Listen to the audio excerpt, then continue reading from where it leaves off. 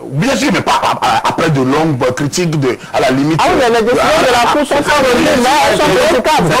C'est pour dire que les critiques d'aujourd'hui n'ont rien de nouveau que par rapport à celles d'hier. Elles sont de plus en plus nombreuses. Bien, elles sont de plus en plus nombreuses parce que quoi? Il y a de plus en plus d'hommes politiques. Il y a de plus en plus, le débat se cristallise, de nouveaux hommes politiques. Regardez en 95, en 91, en 95, 98, 2003 et aujourd'hui. Il y a des... Mais le problème qui se pose à moi, et peut-être qu'on doit en dire, c'est le problème même du consensus de 90. Il en est à quelle étape aujourd'hui? Il en est à quel niveau? Les institutions qu'on a créées en 90, bientôt le 10 décembre prochain, on aura, notre constitution aura, c'est le 11 décembre? Oui, le 11 décembre, notre constitution aura 20 ans. Mais 20 ans, évaluons-la, elle a des failles. Les institutions qui brillent, la Cour constitutionnelle fait des premières institutions. C'est l'institution qu'on a créée par une loi organique de mars 91, juste avant les élections, parce qu'on avait besoin de ça pour canaliser, peut-être si quelqu'un gagnait, il fallait le canaliser. Donc on a donné d'énormes pouvoirs à la Cour. C'est notre arsenal constitutionnel. Il n'y a rien à dire. Oui, ça a profité, comme ça a nuit à tous les hommes politiques d'aujourd'hui. Donc quand j'ai lu dans le document du président Moussou, il parle de la politisation des gens politiques. Je dis, mais oui, mais c'est pas la première fois. Vous oubliez qu'en 91, qu'en 2001, il y a que jusque-là.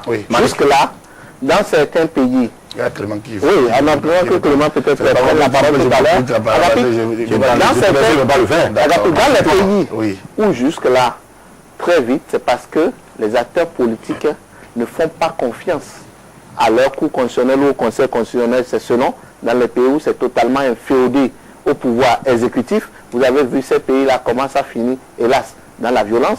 Chez nous, jusque-là, tout le monde se contente quand la Cour prend des décisions de dire le sort est jeté. Mais de plus en plus, on peut craindre que cela ne soit le cas, Clément Deschamps. Alors, je crois que il faut que nous soutenions davantage une chose. Nous sommes partis du principe que, à l'Assemblée nationale, quand il s'agit de désigner la liste des représentants envoyés de la Cour, on a eu des soupçons, peut-être à tort ou à raison, que le pouvoir avait envoyé en même temps la liste des trois et les 7 qui sont partis venaient du palais. Oui, mais alors, c'est constitutionnel, il faut le dire. Je suis d'accord, mais nous sommes partis déjà sur la base de suspicion, à tort ou à raison. Bon, okay. Alors, nous nous retrouvons dans une situation de fait à la Cour constitutionnelle où, malheureusement, depuis cet instant-là, tous les recours qui sont envoyés sont cassés. Je ne dis pas que la Cour a raison. Je n'ai pas fait la critique. Non, vous me laissez. Je ne sais pas si tous les recours sont cassés. Systématiquement, presque. Alors, laissez-moi nuancer en disant presque tous les recours envoyés par les députés ou les politiciens d'opposition sont systématiquement broyés. Mais si c'est de mauvais tests. C'est de mauvais tests. Si les tests sont mauvais, par exemple, il est du devoir de la Cour. Bon, on va en venir aux tests. Vous allez parler des tests qui sont mauvais, il n'y a pas de problème. On va continuer des exemples de tests mauvais. Aussi mauvais que ça, pour qu'on les rejette systématiquement. Alors, par habitude, par principe, lorsque les tests partent à la Cour constitutionnelle, ils sont rejetés, ils sont cassés. Parfois, effectivement, par des caprices ou des négligences des députés par eux-mêmes qui veulent faire du forcing inutilement, ou parfois de bonne foi des textes de loi qui sont envoyés pour corriger un certain nombre de situations. Je donne l'exemple, par exemple, d'une loi ordinaire simple. La loi qui a créé la loi sur la LEPI ou sur le recensement électoral national approfondi. Cette loi qui a été reprise, abrogée par les députés à l'Assemblée nationale. Oui. La Cour l'a cassée. Oui. Sous le motif, oui. Bon, pas un autre motif que ça d'une loi, d'abord, exceptionnelle, qui est prévue pour constituer un national juridique important pour notre pays, à savoir pour les élections à venir. Ensuite, cette loi a permis déjà d'engager de l'argent, d'engager le pays sur le plan international pour nous permettre déjà de commencer par nous disposer par rapport aux élections à venir. Par conséquent, on ne peut plus revenir là-dessus. Alors, je ne vous cite pas une extension, mais du côté des députés de l'Assemblée nationale, dont le président Benoît Mosso, il s'agit d'une loi ordinaire. Et par principe, une loi ordinaire votée peut être abrogé. Oui, mais pas avec des principes de droit. J'ai voté aujourd'hui parce qu'on a une majorité. Et de demain, ça n'est pas de responsabilité. Je vais agaper de me laisser parler et puis l'explication. Oui, mais ton développement est trop long. Non, le tien est souvent long aussi, je te laisse le faire. Non, tu me coupes pas. D'accord? Tu me coupes pas. Je dis, déjà quand tu vas me couper, je vais crier pour que tu me coupes. D'accord. Alors, donc je dis qu'une loi ordinaire reste une loi ordinaire, par conséquent, c'est du domaine de l'Assemblée nationale, des députés, de voter la loi et de revenir là-dessus. Dès lors que c'est une loi ordinaire. Les arguments de la Cour qui consistent à rappeler les principes internationaux, les accords et l'argent, tout ce qui est engagé par rapport à ça, c'est d'une décision qu'on peut interpréter de politique, même s'il faut se ranger par rapport à cela, parce qu'il s'agit d'une institution que nous devons respecter. Ensuite, lorsque vous revenez maintenant par rapport aux 3 ou 4 dernières décisions, par rapport à la Sénat, où les députés s'entendent dans les venir par rapport au délai qui nous reste, qui nous est imparti pour régler la LEPI, on peut réaménager pour introduire une disposition transitoire qui nous permet d'aller aux élections quand même avec une possibilité d'une liste mixte ou manuelle et que les députés et que les constitutionnalistes recassent encore ces lois-là en nous poussant progressivement à faire de l'impasse. Je crois que le président Benoît Hamouzo, comme d'autres analystes politiciens avec du pays, ont des raisons de commencer par s'inquiéter. Et c'est ça le problème. Vous avez raison.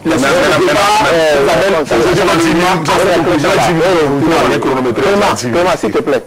Moi, je pense personnellement que sur la loi abrogatoire de la LEPI, je l'ai dit, et mon point de vue, la Cour peut dire que dès lors que l'Assemblée nationale a voté une loi pareille, qui est une révolution, elle ne peut pas de son prophète revenir parce que c'est un renoncement à la transparence et à la sincérité du vote. Soit, mais elle ne peut pas non plus faire un enfermement pour dire que c'est ça ou rien. Si la LEPI est prête, basta, qu'on y va avec la LEPI. Mais elle ne peut pas dire que c'est la LEPI ou rien. Et si chemin faisant, puisqu'il peut y avoir des cas de force majeure où le législateur peut dire, en constatant que ce n'est plus possible, voilà ce que nous voulons pouvoir faire de façon dérogatoire. Mais en les en empêchant, on peut quand même se poser des questions. Et là où, excusez-moi, la question devient aussi préoccupante, c'est lorsque la Cour constitutionnelle nous dit que les députés à l'Assemblée nationale ne peuvent pas augmenter le nombre de députés. Soit disant que ça augmente des charges. Les Anglais disent my God. La LEPI aussi augmente les charges. Mais c'est une proposition de loi. Ce n'est pas un projet de loi. Ce n'est pas le gouvernement qui l'a initié. Vous savez, en réalité, il y a plusieurs problèmes qui sont... Moi, je vais dire, il faut qu'on remonte pourquoi on a créé la Cour constitutionnelle. On a dit en 91, en 90, lors de la popularisation du projet de la Constitution, que c'est pour en finir avec les crédits. Quand on remontait aux années 60, pourquoi le gouvernement tombait? C'est justement par ces gens de saut d'humeur, de parlementaires ou de politiciens, où ne pouvons pas négocier, ne pouvons pas discuter, prendre des décisions quand on a la possibilité de forcer en force. Est-ce que vous trouvez responsable que les députés qui ont voté une loi librement, presque à l'unanimité, si je ne l'étais pas, la loi est en application, on dit on arrête, on évalue d'abord, on prend une loi abrogative. Mais ce n'est pas responsable. Ça c'est tellement simple. Quand la Cour n'impose pas, moi je ne rentre même pas dans ce débat-là. Mais rien que le fait que les gens disent, alors quand même, attendez. Le roi c'est pas responsable. Non, je te laisserai pas me remplacer, je t'ai laissé parler. Donc voilà comment tu me coupes et je t'ai laissé avant. Attends, la Cour a parlé. Mon problème c'est que le constituant, 90, ils sont là. Amoussou était là au pays. Il a certainement participé à tout ça là. Le président Mbodji était là. Le président Kolaole était certainement là, diplomate, mais il était là. Bref, tout ce monde était là. Et la plupart, si je me rappelle, il n'y a que le président Mbodji qui a voté le oui, mais sinon tout le reste c'est pratiquement le oui. Le problème de la Cour, le PCB à l'époque avait déjà élevé une vie de protestation contre les énormes pouvoirs de la Cour constitutionnelle. Relisons les documents. Oui, mais quand tu veux, je l'ai de l'histoire. Je le dis parce que c'est pourquoi on a l'impression de se réveiller subitement de sommeil. Non, mais c'est en 2001. En 2001, quand la Cour constitutionnelle se permet de partager le siège, les sièges à la Sénat, pour dire que vous devez partager les sièges de telle manière-là.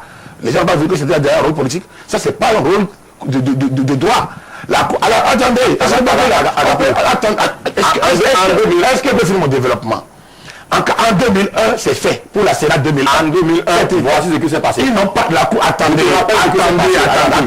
Ça va rien d'anormal. Je te rappelle ce qui s'est passé. Donc, c'est rien de comparable. Donc, la Cour peut partager les Sénats. La Cour n'a pas décidé du coup de partager. Tu m'as lâché la parole maintenant, je te le Tu rappelle. m'as lâché la parole. Tu vas le faire. Depuis là, quand tu... Non, tu as pris la parole pour 10 minutes. J'ai pas beaucoup trop. Et tu m'as lâché. Quand tu reviens chaque fois aux dates et aux chiffres. Oui, moi je suis dans les faits. Je suis dans les faits. Dans les dates. Non, quelqu'un donne date, je donne un fait. C'est les faits. Non, c'est de l'histoire. Oui, mais l'histoire, c'est les faits. Regarde un peu ce qui s'est passé. À l'Assemblée, dans les médias, ces choses-là, je les ai vécues comme journaliste. Donc, je sais de quoi je parle. La Cour opère deux missions. Oui. A une mission de juge constitutionnel, oui. Mais ce que les gens ne disent pas et qui est la caché. La Cour arbitre. Alors, la Cour arbitre, c'est quoi arbitre là? C'est constitutionnel? Un juge n'est pas c'est déjà politique.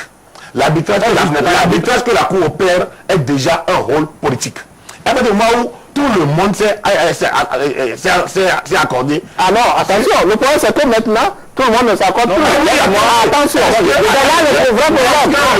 est-ce que la règle du jeu, est-ce que le jeu va, est-ce que si l'arbitre fait preuve d'impartialité flagrante, c'est quoi un barrage? Non, c'est peut-être pas le cas. Attention. Tu peux écouter qu'on t'explique. Non, tu vas tout expliquer. Si l'arbitre fait pluralité flagrante, je ne dis pas que c'est déjà le cas, mais si on devait arriver là et les joueurs se mettent à contester la position de l'arbitre, le match n'ira pas à son terme. Bien, alors, parlons du match. Vous savez, moi, le problème c'est quoi? C'est vrai que j'ai toujours dit, 90, c'est déjà passé. Les acteurs politiques, non, il y a déjà beaucoup de débats, de sujets sur lesquels les acteurs devraient remettre les règles du jeu. Oui, mais c'est ça qu'on a commencé. Laisse-moi finir. C'est ça qu'on a commencé. Donc, le jeu, il est faussé. Certainement la Cour constitutionnelle, mais il est faussé à l'Assemblée nationale, il est faussé dans beaucoup des institutions, il est faussé dans la classe politique, il est faussé dans la classe sociale. Pas encore. Le jeu est faussé partout. Ah non, attention. Il est faussé partout. Si au niveau de la Cour, ça se fausse. Quand on me focalise sur la Cour en disant oui c'est si, c'est ça, dit bon, reprenons, la Cour n'invente rien en 2010, qu'elle n'a fait en 92, et en 93 depuis son installation, en 94 des événements et des contestations qui avaient eu lieu en son temps. Donc, pour moi, peut-être qu'il y a une faille, que la Cour soit jugée partie en matière électorale, que la Cour compte, alors que la Sénat a tout fait, que la Cour procurative et le contentieux. Moi, je suis jamais d'accord avec ça. Et en tant que président de l'Union des journalistes d'appel privé du Bénin, nous avons fait un séminaire journaliste. On a dit, nous, en tant que journalistes, nous avons sorti une petite plaquette pour dire, voilà les failles. Et dedans, on a dit qu'il faut scinder ce rôle. Nous, on a fait ça en décembre 2000. En décembre 2001, en mars 2001, pour la présidentielle, il y a eu faille, il y a eu problème. Le président Soglo a refusé d'aller au second tour. Donc, c'est pour vous dire que quoi? Il y a des failles dans le montage de nos institutions, donc la Cour constitutionnelle. Alors, ce n'est pas en contestant en volo. Les députés peuvent s'asseoir avec d'autres classes, avec les autres éléments de la classe politique, pour réfléchir sur comment rééquilibrer. Tu es d'accord pour le débat. Je ne suis pas contre. Mais la seule chose que je lis le président Amoussou, c'est comme si se réveille dans le sommeil et se rencontre aujourd'hui. Non. Le Cour constitutionnel des personnalités respectables qui ont fait des décisions qui ont été contestées. Alors, on a l'impression que oui, c'est pas après à l'université, c'est allé à la priorité. Et c'est qu'il faut partie des membres du Conseil constitutionnel qui a sorti la Constitution. Et cette Constitution avait son mérite en 90. Donc, il y a des personnalités respectables, plus valeureuses et éthiques que beaucoup de députés aujourd'hui qui crient. C'est mon avis, c'est mon avis. Ça a fini par épuiser finalement les 10 minutes que j'avais prises. Même après, s'il te plaît.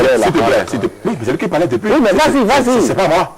Alors, moi je voulais te dire, le plan c'est quoi? C'est l'impasse. Non, je ne suis pas l'impasse, je suis pas d'accord pour l'impasse. Maintenant, je voudrais ton avis.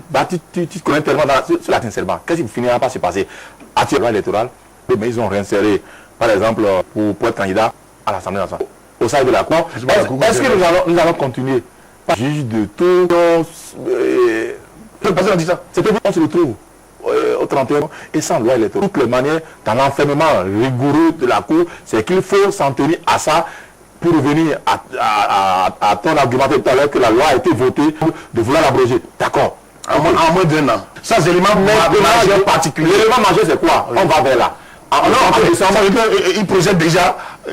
Non, si. Maintenant, parlons de façon concrète. Voilà. Pour moi, depuis que les gens revoient de la nationale.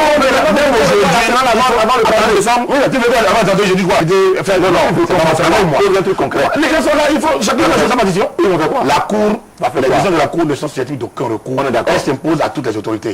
Ça veut dire quoi? Ça veut dire que les députés sont tenus. Je dis tenus de faire quoi? Et expressément de faire ce que la Cour leur dira de faire. La Cour dit s'ils ne le font pas, les tests s'imposeront à eux. C'est ça. Il n'y a pas de... Ils ont